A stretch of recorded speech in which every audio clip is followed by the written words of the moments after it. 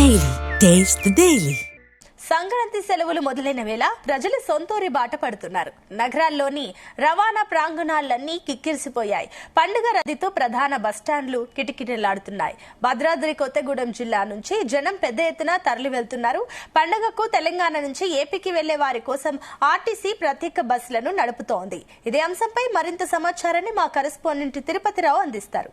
తెలుగు రాష్ట్రాల్లో పండగ వాతావరణం నెలకొన్నది. గత 4 రోజుల నుంచి కూడా ప్రయాణికుల రద్దీతోటే ప్రతి బస్టాండ్ కూడా రద్దీగా పెరుగుతున్న పరిస్థితి ఉంది. జిల్లా వ్యాప్తంగా భద్రాద్రి కొత్తగూడెం జిల్లా వ్యాప్తంగా ఉన్నటువంటి కొత్తగూడెం ప్రధాన పట్టణంతో పాటు ఇటు మనుగూరు, ఇల్లందు, అశ్వరాపేట, భద్రాచలం పెద్ద ఎత్తున అయితే ప్రయాణికులు రద్దీగా ప్రతి డిపో బస్టాండ్ చూసుకున్నా కానీ రద్దీతో కొనసాగుతున్న పరిస్థితి ఉంది.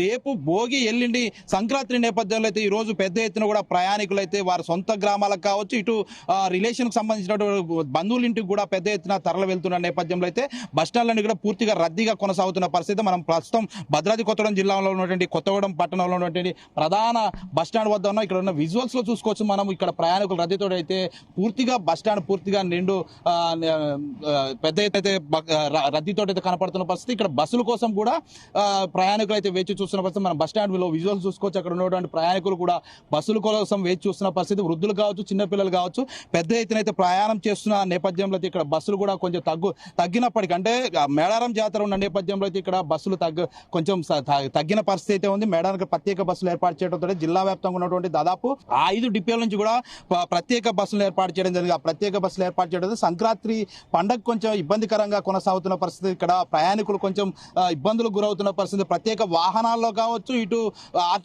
ఆర్టీసీ ద్వారా కూడా పెద్ద ఎత్తున అయితే ప్రయాణికులు ప్రయాణం చేస్తున్న పరిస్థితి.